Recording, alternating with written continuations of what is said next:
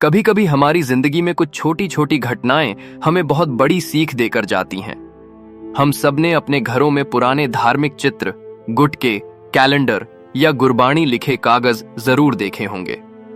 कई बार वो समय, मौसम या अनजाने में टूट फूट जाते हैं और हम सोच में पड़ जाते हैं कि अब इसका क्या किया जाए। क्या इसे फेंकना ठीक है? क्या इसे घर में यूं ही रख देना सही है? या क्या सिख मर्यादा इस बारे में कोई विशेष मार्ग दिखाती है?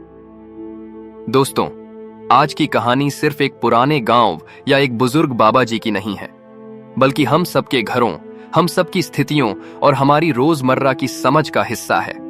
यह कहानी बताती है कि गुरबाणी केवल कागज नहीं, शब्द है, और शब्द का सम्मान वही है जो हम गुरु का सम्मान मानते हैं, आलाफते हैं।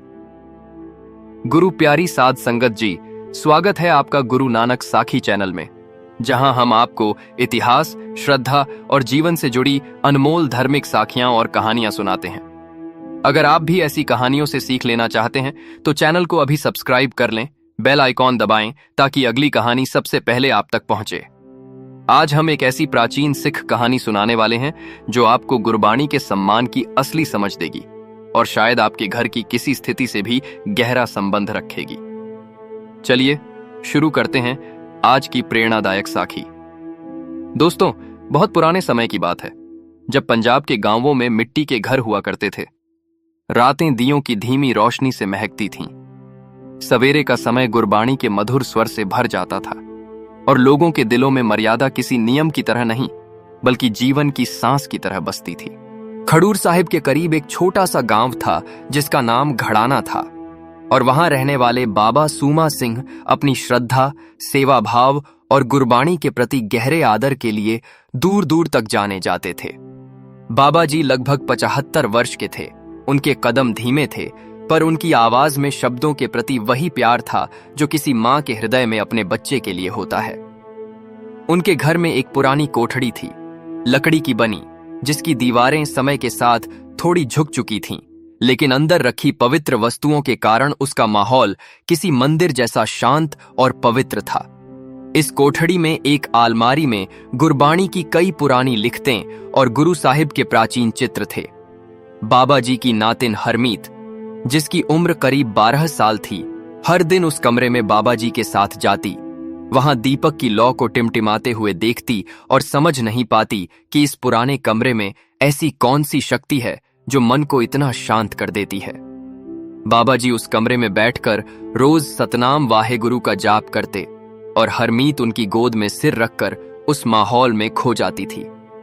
ऐसे ही पवित्र दिनों के बीच एक रात गांव में भयावह तूफान आ गया। बिजलियों की गरज, धरती को हिलाती हवाएं, दीवारों पर पड़ती ओलों की चोटें, जैसे प्रकृति किसी लंबे समय से रोके दुहक को अचानक बाहर उंडेल रही हो। उसी तूफान में कोठड़ी की पुरानी खिड़की का पट जोर से खुल गया। हवा भीतर घुस आई और पुरानी लकड़ी की आलमारी हिलने लगी।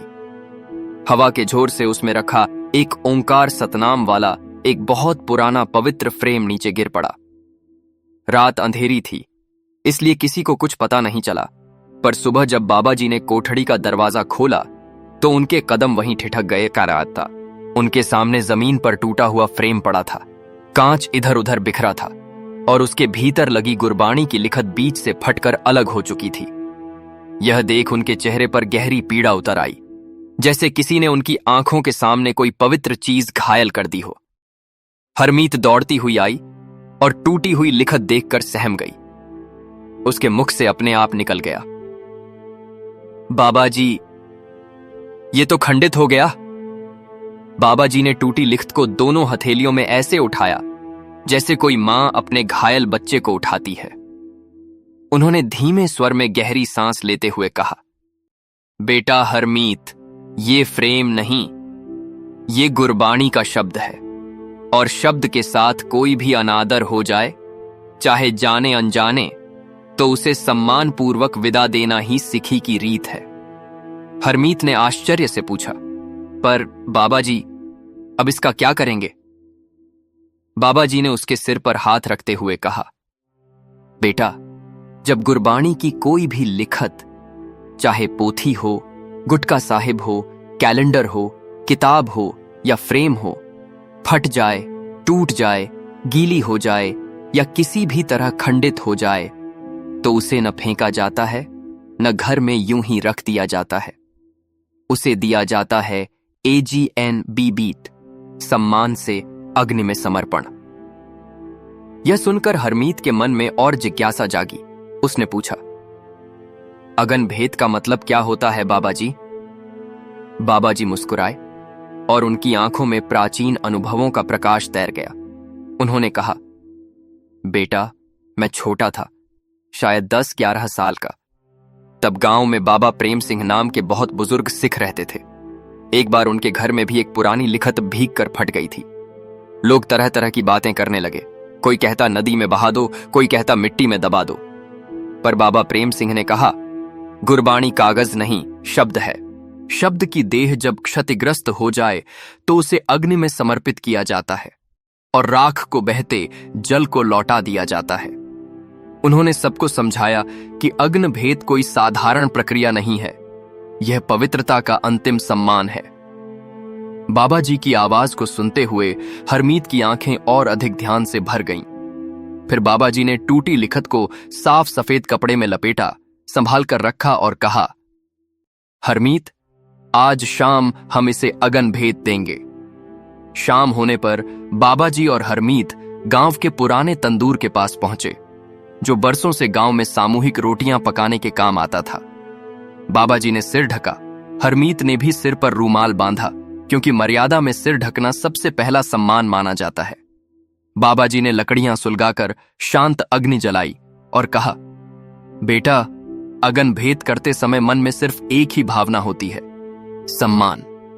फिर दोनों ने वाहे गुरु का धीमा जाप शुरू किया। बाबा जी ने धीरे धीरे उस फटी हुई लिखत को अग्नि में समर्पित किया, जैसे कोई अपनी कीमती चीज को ईश्वर को सौंपता है। कागज धीरे धीरे अग्नि की लौ में विलीन होने लगा। धुआं ऊपर उठकर हवा में खो गया और वातावरण एक अप्रकट पवित्रता से भर गया। जब कागज पूरी तरह भस्म हो गया तो बाबा जी ने राख को सावधानी से एक मिट्टी के लोटे में भरा और कहा, कल सुबह इसे सतलुज के बहते जल को लौटा देंगे।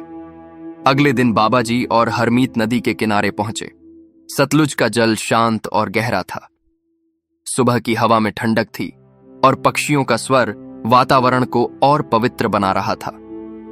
बाबा जी ने राख अपने हाथों में ली और कहा, बेटा, शब्द की देह का अंत है, पर शब्द स्वयं अनंत है। उन्होंने राख को पानी में समर्पित कर दिया और लहरों ने उसे धीरे धीरे अपने साथ दूर ले लिया। घर लौटते समय हरमीत ने पूछा, बाबा जी, अगर किसी और के घर में ऐसा हो जाए तो क्या उन्हें भी यही मर्यादा सिखानी चाहिए? बाबा जी ने मुस्कुराकर कहा, हां बेटा, क्योंकि मर्यादा सिर्फ नियम नहीं होती, यह सम्मान की आत्मा होती है। उन्होंने कहा, सिक्खी में गुरबाणी चाहे किसी भी रूप में हो, फ्रेम में, कागज पर, किताब में, कैलेंडर में, वो सिर्फ वस्तु नहीं होती, वो शब्द है। और जब शब्द की देह खंडित हो जाए तो उसे अग्नि भेद द्वारा ही विदा दी जाती है। यही पुरातन रीत है, यही गुरु की मर्यादा है, यही असली श्रद्धा है। हरमीत के मन में वह दिन हमेशा के लिए अंकित हो गया कि किसी भी गुरबाणी लिखी वस्तु को कभी फेंका नहीं जाता। हमेशा अत्यंत सम्मान से अग्नि में समर्पित कर इसकी राख बहते जल में प्रवाहित की जाती है, ताकि शब्द की देह शुद्ध अग्नि और निर्मल जल के माध्यम से प्रकृति में लौट जाए। और यही सिखी का सबसे पवित्र नियम है। तो संगतो, यह थी आज की प्राचीन और मन को छू लेने वाली साखी, एक ऐसी सीख जो हमें याद दिलाती है कि गुरु के शब्द का सम्मान केवल पाठ में नहीं बल्कि व्यवहार में भी होना चाहिए।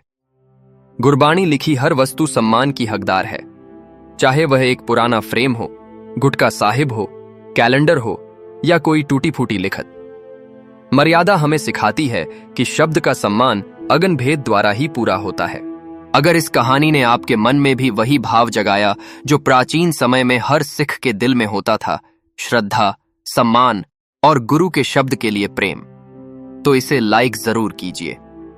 अपने परिवार, दोस्तों और संगत के साथ इस वीडियो को शेयर करें ताकि हर कोई गुरबाणी की सही मर्यादा को समझ सके।